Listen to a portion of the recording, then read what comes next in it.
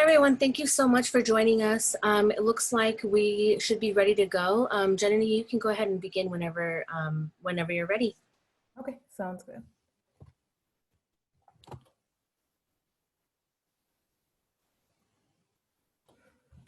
Hello, welcome everyone. I would like to start by thanking everyone that participated in yesterday's session and extend a warm welcome to those who are starting with us today in our journey to world of bioinformatics. I'm going to briefly review some of the introductory material that I presented yesterday to inform to those of you that were unable to participate in the first session. I'm going to quickly go over them.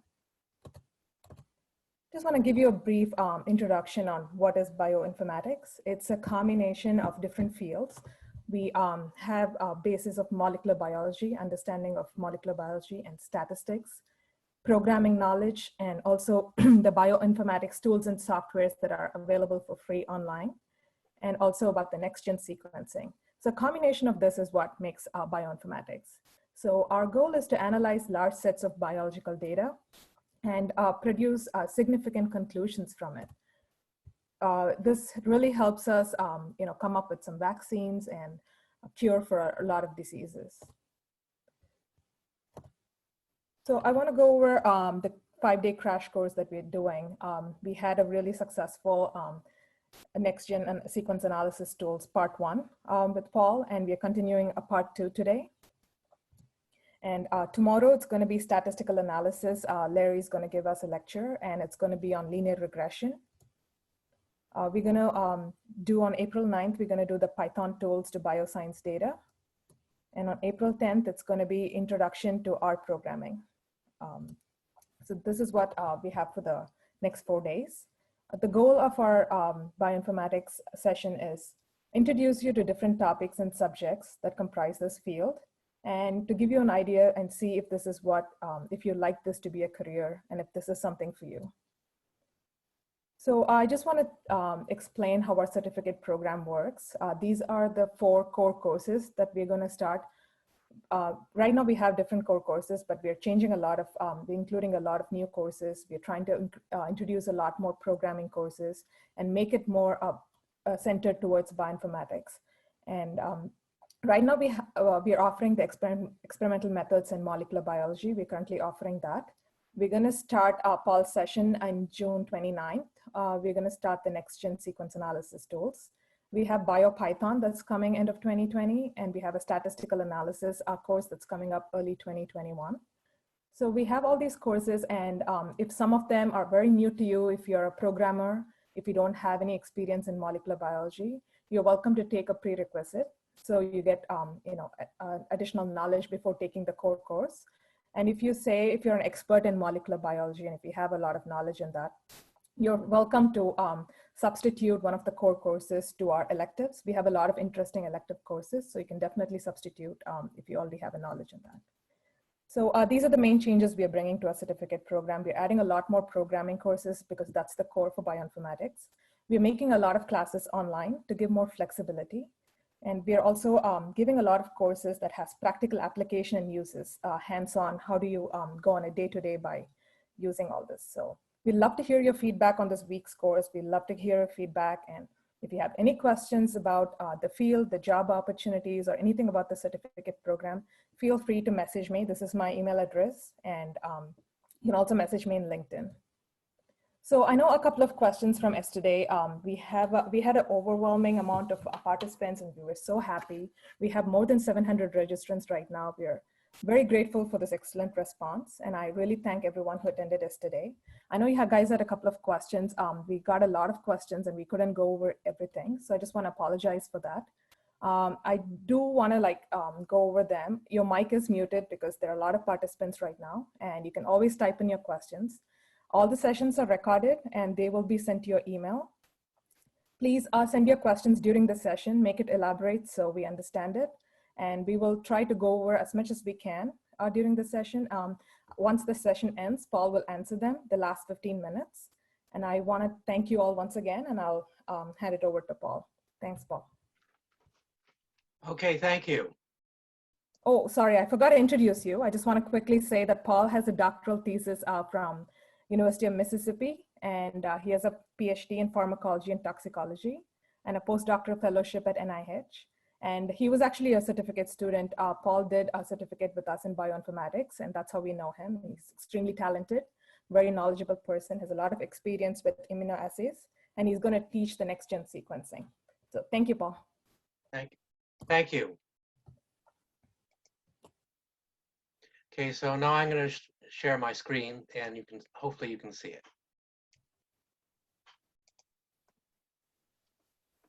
Okay, so do you see? So this is the second course in the series. Janai, do I have the right screen up now? Okay, so this is the second. This is the second course in the series on next generation sequence analysis tools. And as Janani said, if you have questions, send them in and I'll get to as many as I can. I'll do a brief review of what we talked about yesterday so that we can bring the people who didn't attend yesterday up to speed. So we're talking about nucleic acid sequencing. And it's more efficient than protein sequencing because it's a sequencing by synthesis method. And the way it works is that you have a template strand and you add in just a soupçon of a fluorescently tagged nucleotide, which also causes a chain termination. And when you have this collection of fragments with different lengths with the last one tag, you can then line them up and predict what the original sequence was. So originally, sequencing was done massively parallel by having lots of technicians and lots of instruments. And the first human genome, which came out in 2003, cost over $100 million. So it was an enormous expense. And it got better over time, but there was a sudden technological advance in 2007, 2008, which caused the cost of sequencing to drop precipitously. And now, in 2020, it costs less than $1,000 to get a full genome sequencing because of next generation sequencing. So this is the dominant technology in the field now. It's from a company named Illumina. And the Illumina sequencer is an elegant system where fragments of DNA, about 200 to 300 bases in length, have a small fragment put on both ends, and they're amplified and then attached to a surface. And then this surface, then the DNA flexes and both ends attach.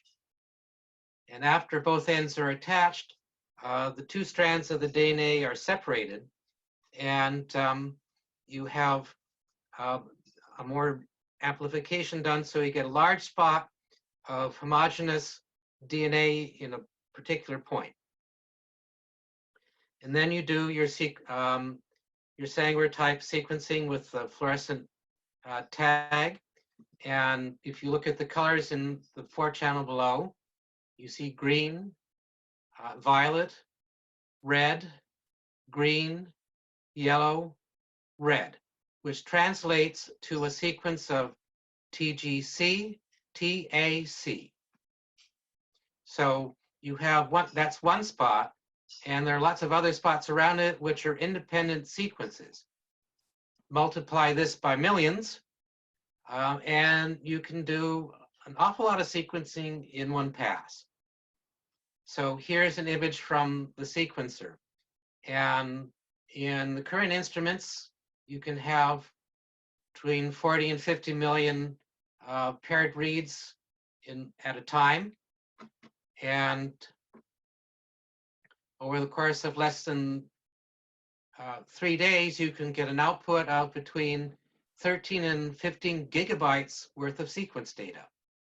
And this is the equivalent of reading the entire human genome twice over.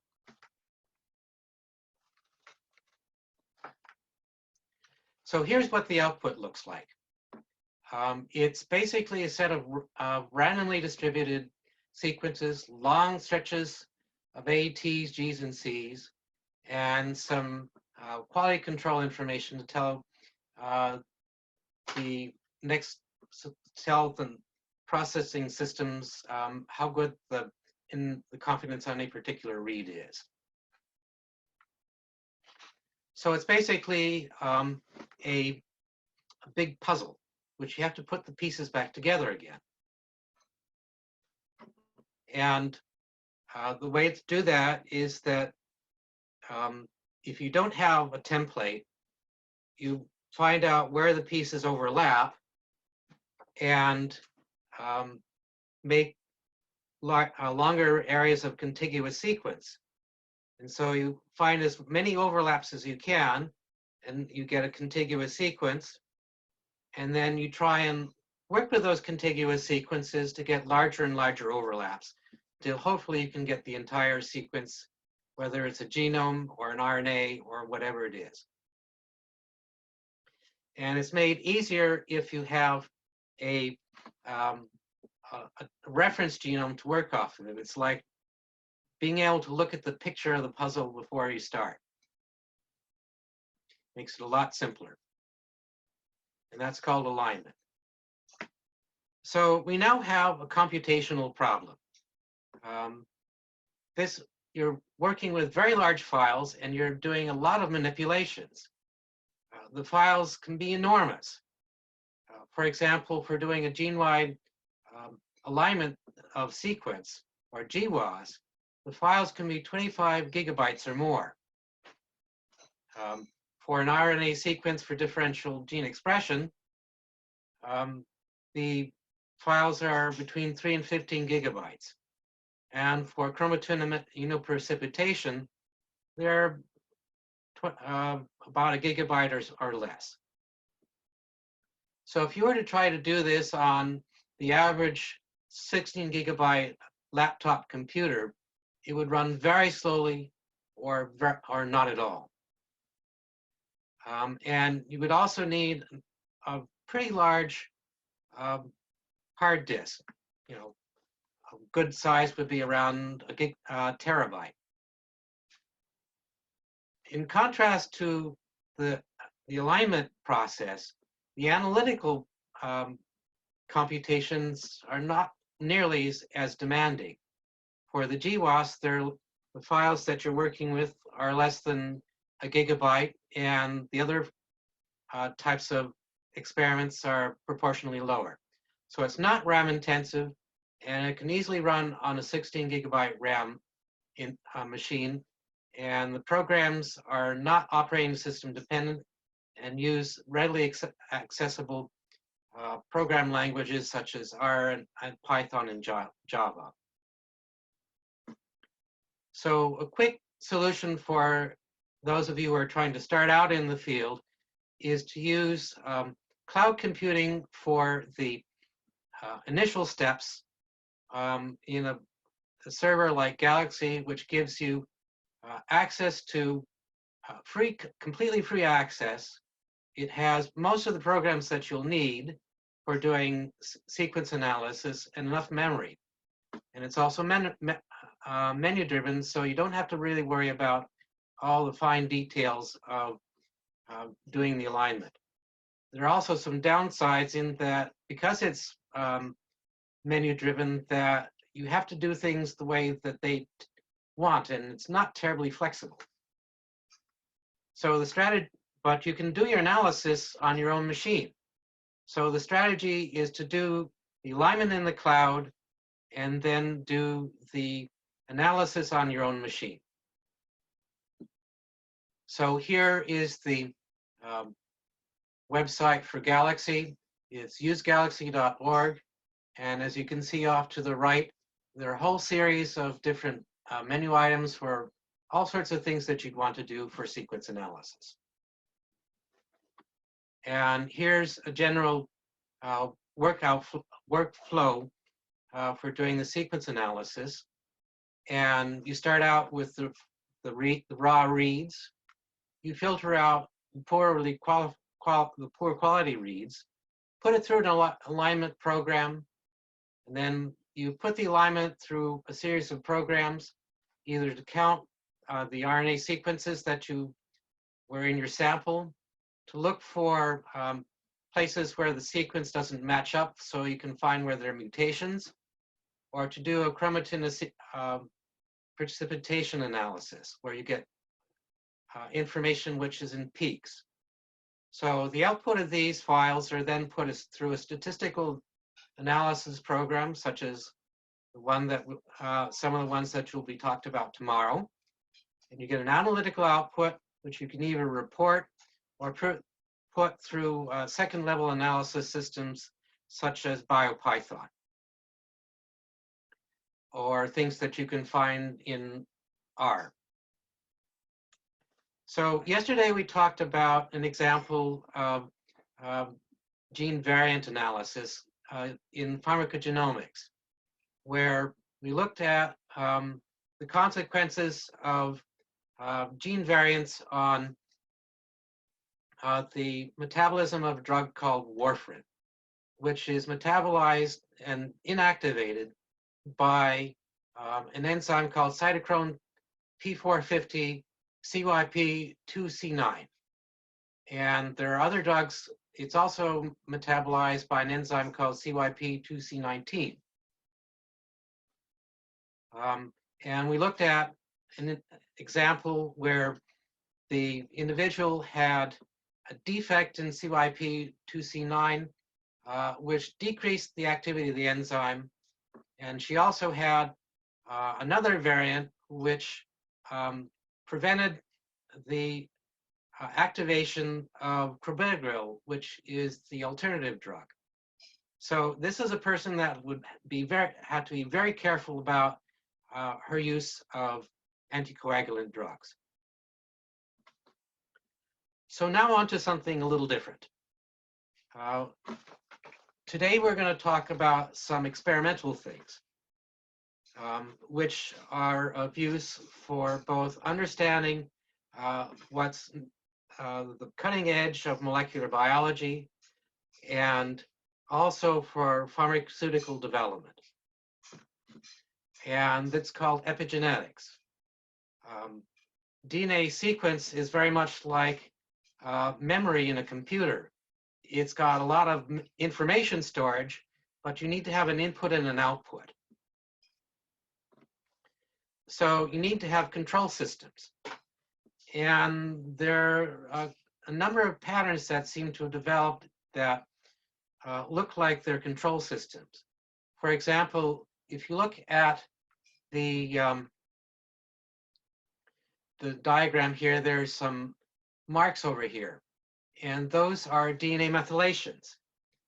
And it's been found that these methyl groups that are right on the DNA itself are not randomly distributed. They're more concentrated right around the transcription start of genes. And they have a tendency to be clustered on genes that are turned off long-term in cells. In addition, DNA is rarely ever naked just by itself. It's usually wrapped around a core of proteins called histones, which are in a cluster. And these histones are used to compact the DNA and give it control sequences. And if you look over here, you'll notice that there's a little mark up here too. And on the N-terminal tails of histones, there are a bunch of positively charged groups which act as places to put little flags, such as acetyl groups and methyl groups and very small peptides. In addition, there are some interesting things that are being looked at for control, which are very, very small RNAs called microRNAs. And these are only like a few dozen residues long. And they seem to be involved in control systems like silencing and degrading messenger RNAs. And lastly, there are some non-coding RNAs. You don't seem to have any protein sequence in them. Some of them are quite long, called long non-coding RNAs. And even more interestingly, some of these non-coding RNAs are on the opposite strand to the coding genes and interact with the coding genes. So this looks like this is a place where there's room for control systems. So we mentioned that the histones get methylated or acetylated. And it's been found that when the histones are methylated, the DNA is more tightly wrapped around them. And the genes under these conditions have a tendency to be silenced. Whereas the genes which are acetylated have a tendency to be less tightly wound, and the genes in these areas are more likely to be active. So this gives us the beginnings of a control system. And cells put an awful lot of effort into making enzymes that control these markings. For example, there are a bunch of enzymes that are involved in either methylating or demethylating DNA. There are enzymes that acetylate DNA, acetyltransferases, and histone deacetylases as well. And there are also enzymes that are involved in transferring methyls on and demethylating the DNA, and also phosphorylating it as well. So on the right-hand side, we see that there are a whole series of markings that are decorating the tails of the histones. And we're going to look at how differential gene expression is regulated by these markings. And we're also going to look at how drugs can interact with this. Early on it was found that methylation is regulated by small molecules like azacitidine, which is basically an analog of the nucleotide cytidine, and causes DNA demethylation. So that would activate genes. And there are also compounds that are histone deacetylase inhibitors. It's interesting that some of these are old compounds that are being used for something new. Valproic acid is an anticonvulsant, which seems to also have histone deacetylase activity. Not terribly specific, but it's there. And there are also a number of histone methyltransferase inhibitors. And today we're going to look at one from GlaxoSmithKline, which is called GSK 2879552. This is a histone methyltransferase 1 inhibitor. So the model that this is particularly interesting for is enhancement of cancer treatment. And in particular with a cancer called acute myelogenous leukemia. It's been found that all-trans retinoic acid, the same molecule that's involved in helping you see, if you expose the monocyte-like leukemia cells, that they go from a round mononuclear cell to a much more complex shaped cell called a macrophage. And normal macrophages are basically the garbage collectors of the body, which one of their prime functions is to spill their guts. And destroy invaders. So this whole process causes the cancer cell to die. And interestingly, compounds like the GSK compound don't really cause the cells to differentiate like this, but they markedly enhance the effect of the all-trans retinoic acid. And cells which are relatively refractive to the retinoic acid become responsive. So let's look at a model that might be used in a pharmaceutical company who's trying to find a new drug for treating some sort of condition, say like some sort of a cancer. You have your control cancer cells, you treat them with drug 1, and you may get some response. You treat them with drug 2, it doesn't seem to do much, but when you put drug 1 and drug 2 together, instead of getting 1 + 1 = 2, you get 1 + 1 = 60. You get a potentiation of the effect.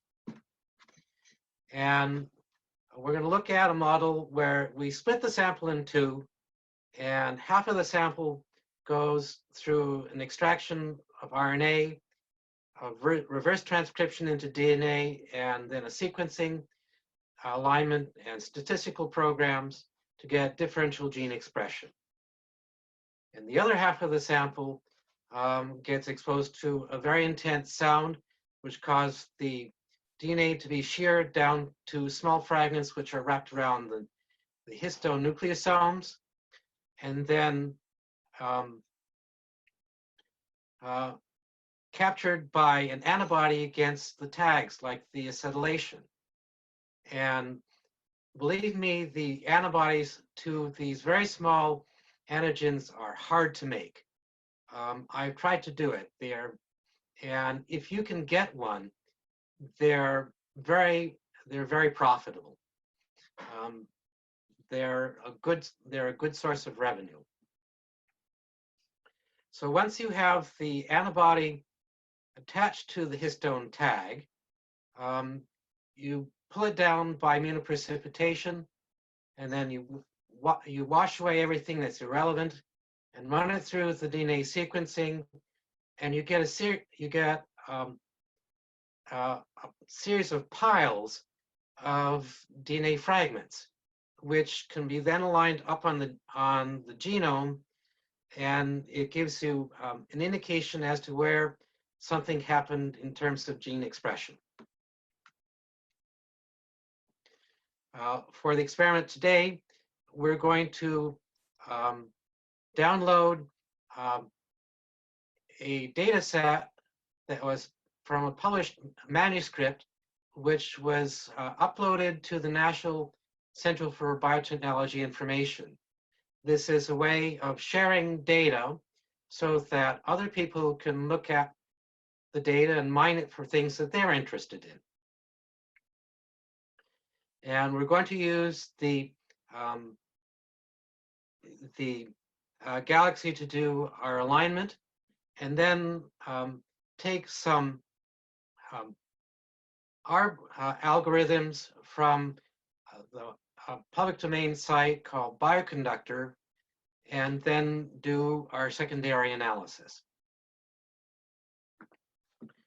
So here's the data set that's in NCBI. It's a series of files where they treated the cells with the retinoic acid, the GSK compound, or a combination of both.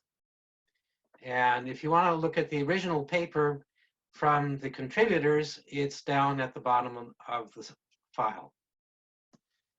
So here is the workflow. You take the RNA, you take your raw reads, you run it through an RNA specific alignment program. You get your aligned reads.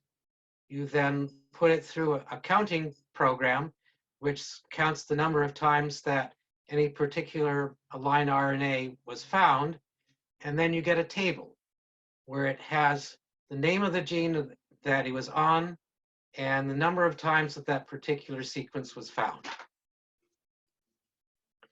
And the level of information compaction is enormous. You're going from around 12 gigabytes of raw data down to 2 megabytes. So it's data reduction by a factor of about 3,000. And then we're going to go put it through an analysis program in Galaxy and a comparable program on my local computer. So here is the initial step in the process, the alignment, where you tell the program what genome you align it to, and you tell it the files that you're going to use for doing the alignment.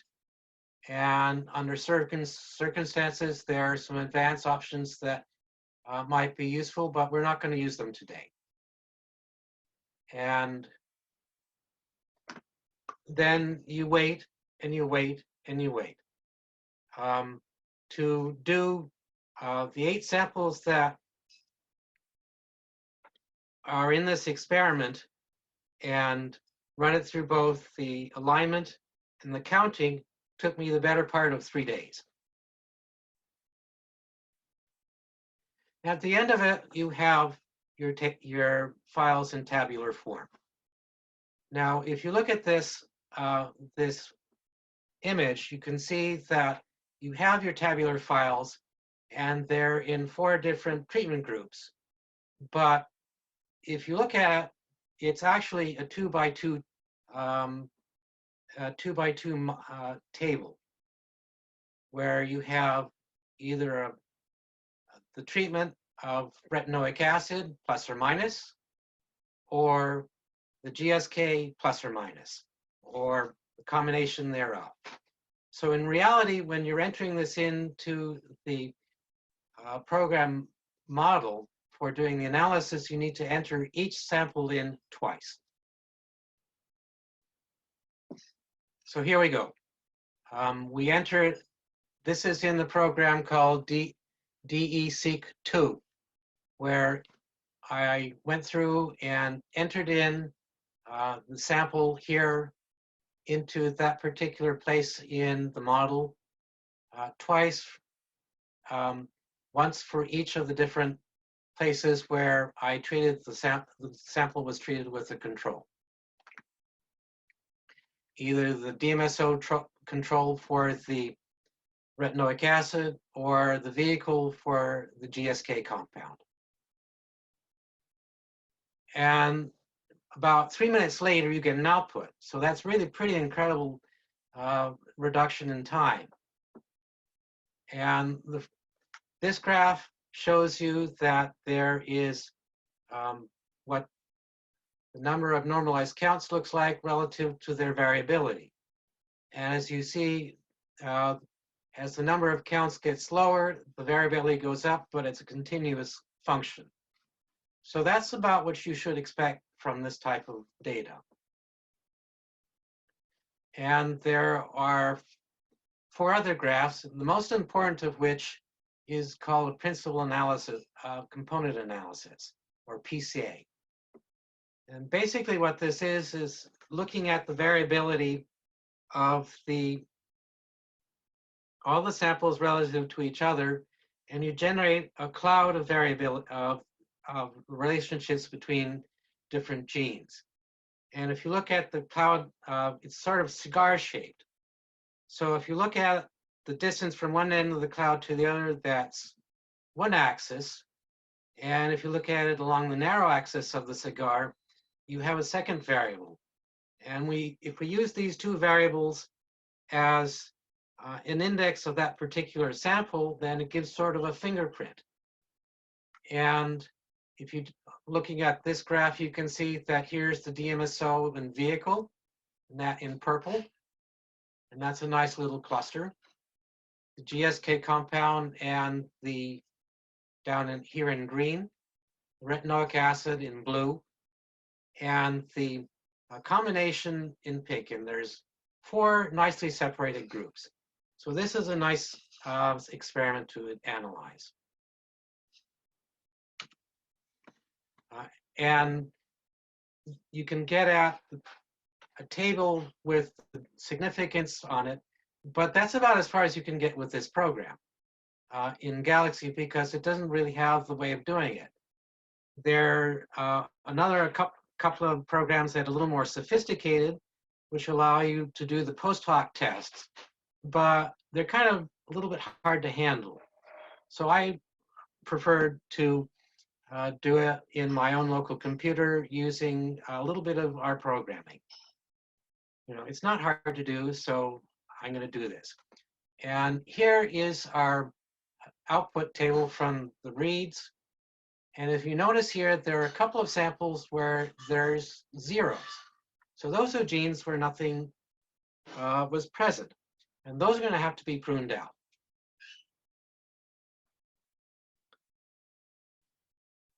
So now here we're into a local program on my computer called RStudio. This is a tool which can be used to run our programs. And there are a bunch of the algorithms that I've downloaded from the bioconductor site. Some of them are involved in doing the sequence analysis, some of them are for annotation, and some of them are for doing graphics. And here is one of the functions that I'm using. And this is for doing the contrast, which are doing the post hoc tests. And in these bioconductor packages, they have some very sophisticated things that you can do with just a simple call. You tell it, for example, to do the contrast fit. You tell it the source of the thing you're going to measure and what you want to look for. And then you run it and it'll give you an output. And then you tell it what you want to have as parameters for how rigid the analysis is, and it'll give you an output. And since we're going to do this a couple of times, you put it in a function. And you can call the function as many times as you want, as long as you give it the right inputs. So let's pull in our functions.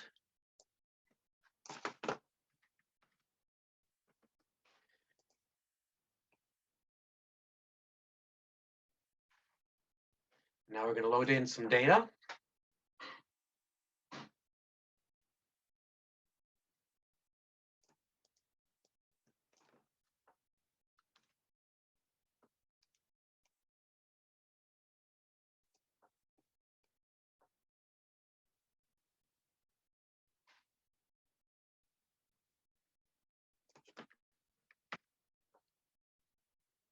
As you can see here, we started out with, down in the lower left-hand corner, we started out with 60,000 different gene records. And after filtering out all the zeros and the low expressed things, we went down to 13,000. So that pruned out a lot of stuff. So now let's do some modeling. We're going to do some modeling and also fit it to a statistical program called linear modeling fit, LMFit, which is a linear modeling program which you'll learn more about tomorrow.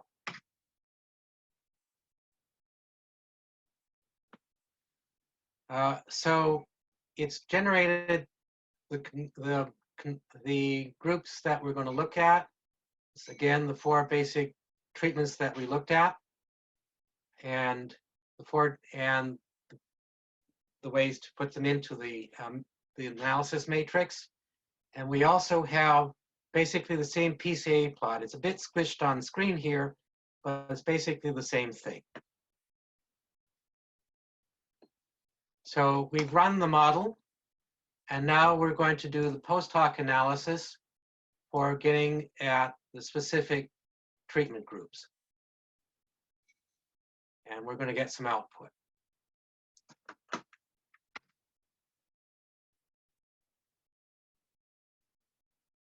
Okay, so that entire analysis from beginning to end took under a minute.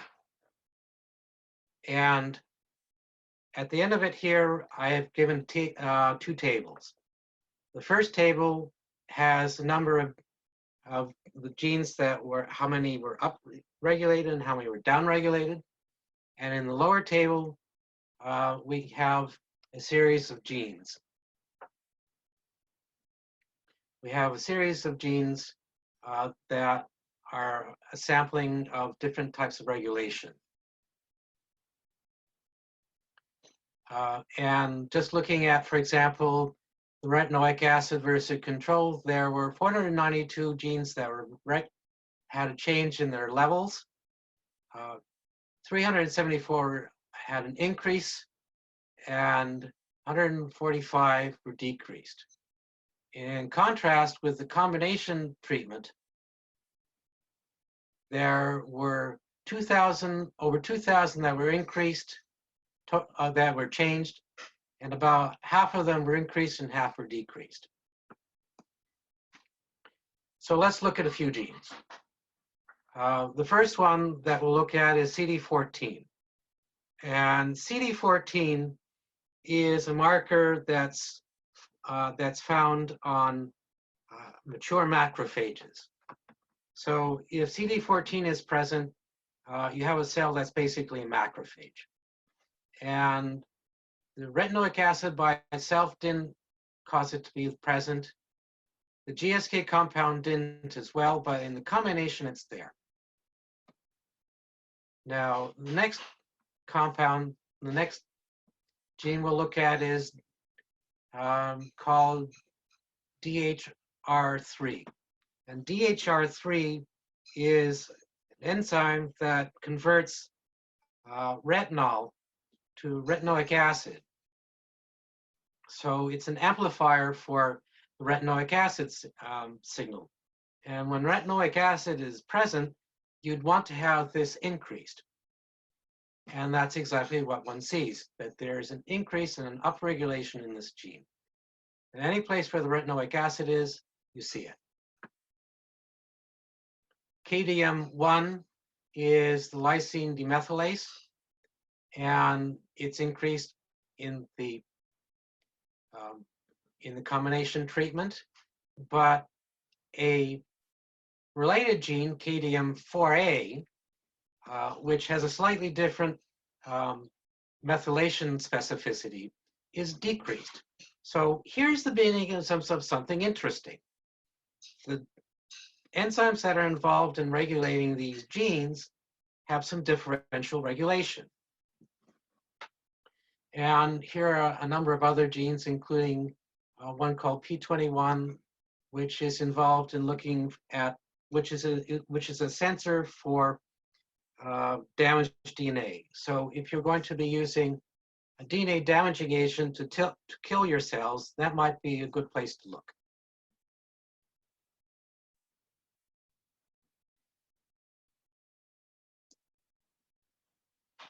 Okay, so back to our original model of the histone methylation and acetylation. We stated that the histone acetylation is a condition which will cause the DNA to be open enough to allow gene expression. So let's look at one of these markers. It's a methylation of lysine 9 on histone 3, and run it through our immunoprecipitation system and get a series of peaks. It runs through an alignment, a peak calling, and comparison of peaks. And when you're running this in Galaxy, you need to be careful not to just take all the defaults, because the width of the peak may vary. And here's an example where it's sort of like where you're reading from both strands of the DNA. It's sort of like having your hands face down on the table. They are inverted to each other. And the top of the peak gives you an index of where the width of the peak is. And if you look at the right, it's a single peak, which is a uniform thing. So that's nice and clean.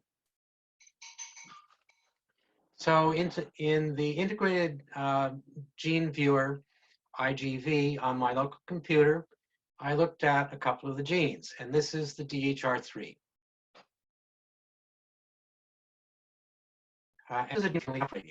So the transcription start site, or TSS, is on the right-hand side here. So that means that the gene is transcribed to the right, and right at transcription start, there is a big pile of acetylation. It's increased in the treatment. There's not really any decrease, and the number of places where it's unchanged relative control is not really great. In the combination treatment, there's similarly an increase in the acetylation as well, and the two sort of match up. And interestingly, there's some acetylation within the gene. So it's not just the effect at the promoter that's causing this to be of interest. There's also some unwinding of the DNA within the gene itself, which is helping this gene to be transcribed. So here's the KDM4. Now, this is a gene that by the RNA expression was strongly repressed. But here we see something kind of odd.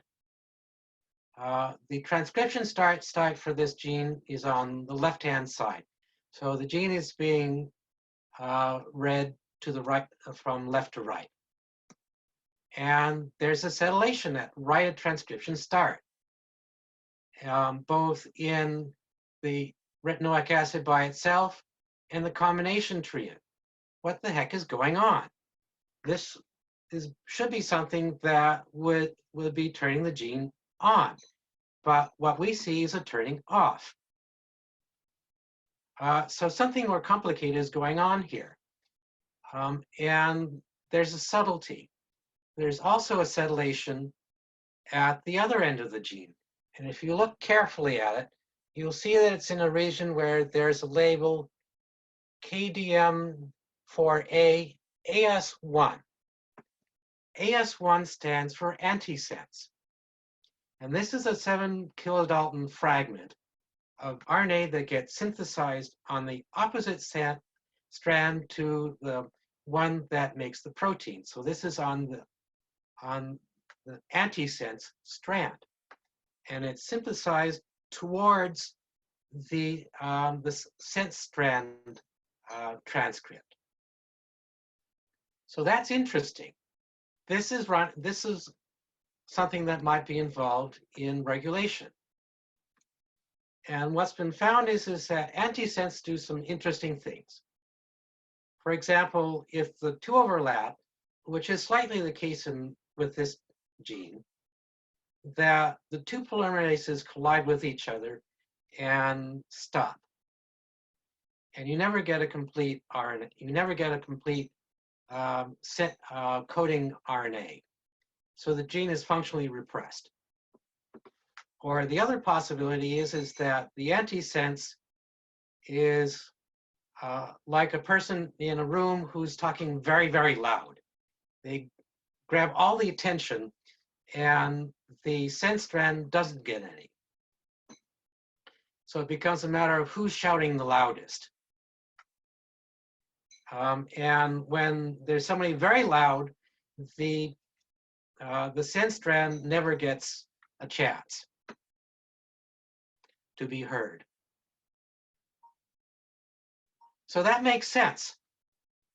You know, if the antisense is very loud in this case, then the sense strand will never get heard. And so the gene is functionally repressed. So this gives us a new opportunity for finding a way of throwing a monkey wrench into the works. We now have tools for finding out how we can find new ways of manipulating cells to make them do what we want. To summarize, next generation sequencing is massively parallel, and we have ways of both dealing with the computational challenges of sequence alignment and being able to analyze them. And we can do it with DNA and RNA samples to answer pharmacologically relevant questions for both clinical use and for research. And now I'd like to give you an invitation. I've given you some tools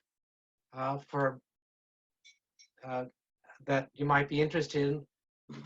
Come and learn some more about, get on the boat and learn some more about bioinformatics and see how you can use them.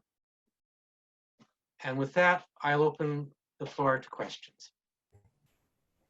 Hi, Paul. That was beautiful. Thank you so much. We've got some interesting questions. So I know it's 6:30 and 6:25 and we're almost there, but we'll try to answer as much questions as possible. The first one we got is, why is Illumina sequencer so much more powerful compared to others? Well, the Illumina sequencer was the one that seemed to get it right. There were some other instruments that were very similar, but Illumina had a combination of technologies that they patented that when you put them together were really very, very good. If you look at that original graph where there was a sudden drop, there was also another instrument called the PacBio.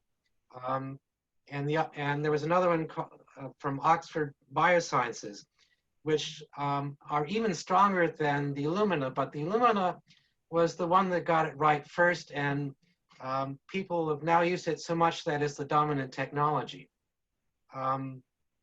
The Illumina is only good for short sequences, and if you have something that's got a lot of repeats in it, it doesn't do very well, and you need to use the things that, like the PacBio systems, which can do much longer reads.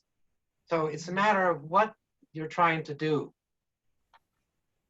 You know, the PacBio and the Oxford instrument clearly have specific applications where they're more useful. Okay, perfect. Another question is, are there times when one would want to utilize protein sequencing as opposed to the nucleic acid sequencing? Say if you're modeling different conformations for a given enzyme binding site. Well, yeah, that's certainly true that if you don't have a clue as to what the sequence is, the DNA sequence is, and this is something that's completely new that you purified as a protein, then you can start with a protein sequence, but there's only so far you can get. Say you have an 800 amino acid protein, you'd have to chop it up into smaller fragments in order to be able to sequence the whole thing. And it's a rather difficult process.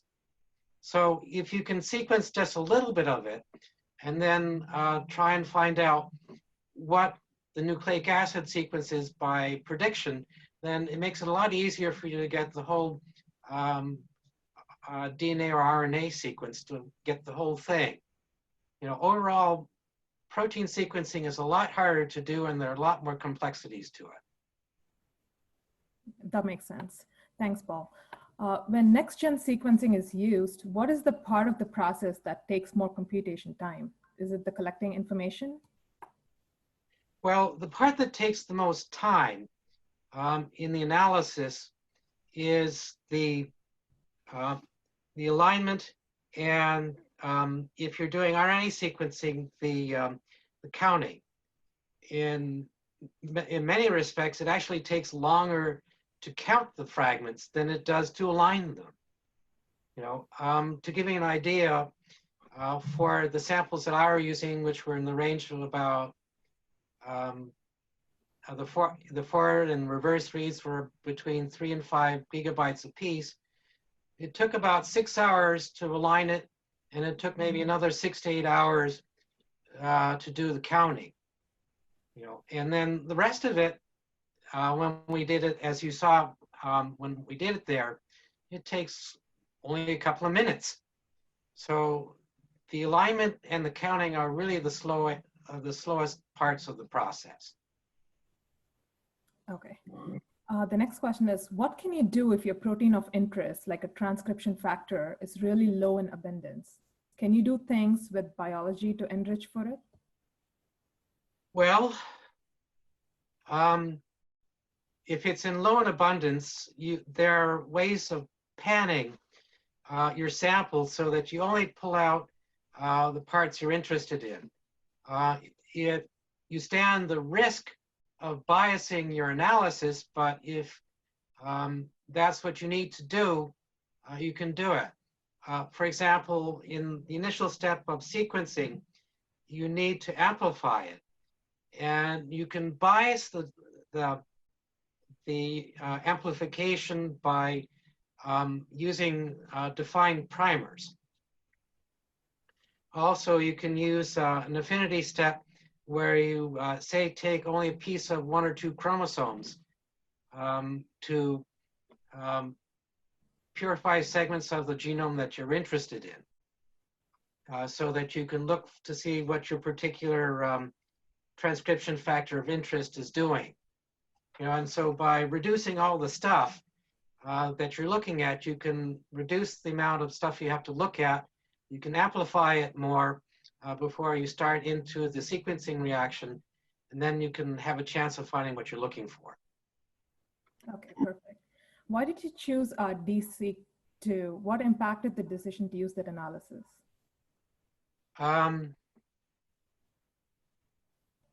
DSeq2 is a very commonly used analysis program. It's nice because it also does a lot of the normalizations for you, and you don't really have to look at it. But there's a trade-off. The 3 most commonly used programs are DSeq2, a program called EdgeR, or the Lemma program. And each of these gives you a different number of differential gene expression based on how they determine what's a significant expressed gene and how they filter out locally expressed things and how they do their normalizations. So there's a trade-off between normalization and sensitivity. And it really much depends on what your needs are. And it's a good idea to try at least 2 of them in order to see which one gives you the best information for your particular experiment. Okay. The next question is it normal to lose so much of your data when cleaning? Does this reflect the quality of your sequencing data? It doesn't really reflect the quality of your sequence data unless you're dealing with something like a tissue sample where there's a possibility of degradation. It's more likely that you're dealing with a cell, with the biology of a cell, where only a small fraction of the total genome is expressed in any given cell at any particular time. There are lots of genes that are important for neurons, which are totally useless for white blood cells.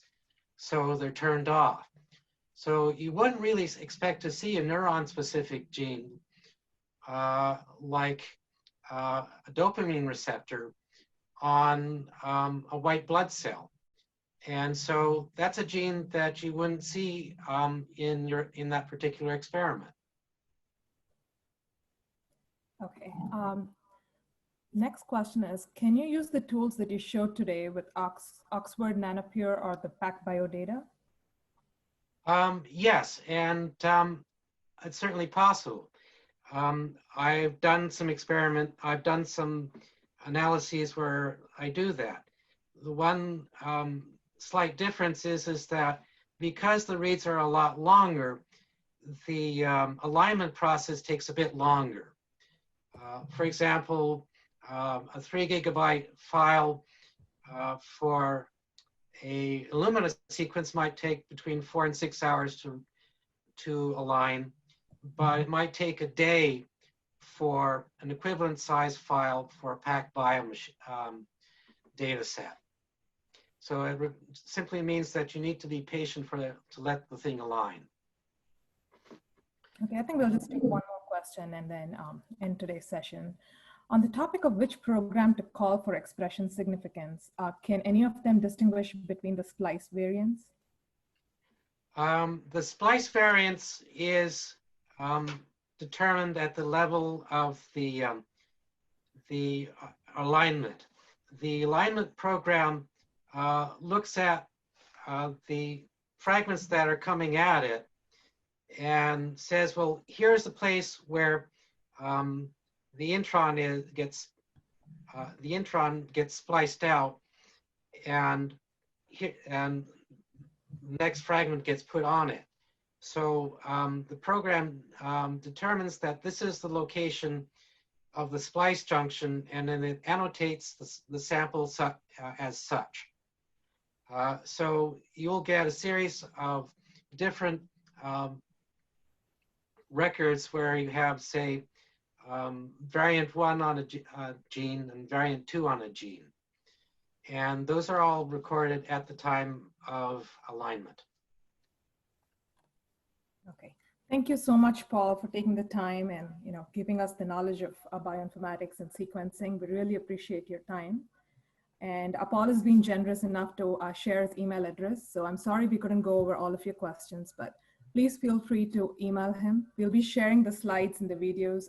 We'll be emailing it to you, and please feel free to email Paul directly if you have any more questions. And his course is coming up June 29th, and please check it out if you're interested in sequencing. Thank you so much, Paul, and thank you so much all the attendees. I hope you'll be joining us tomorrow for statistical analysis and modeling for bioinformatics session. Thank you, everyone.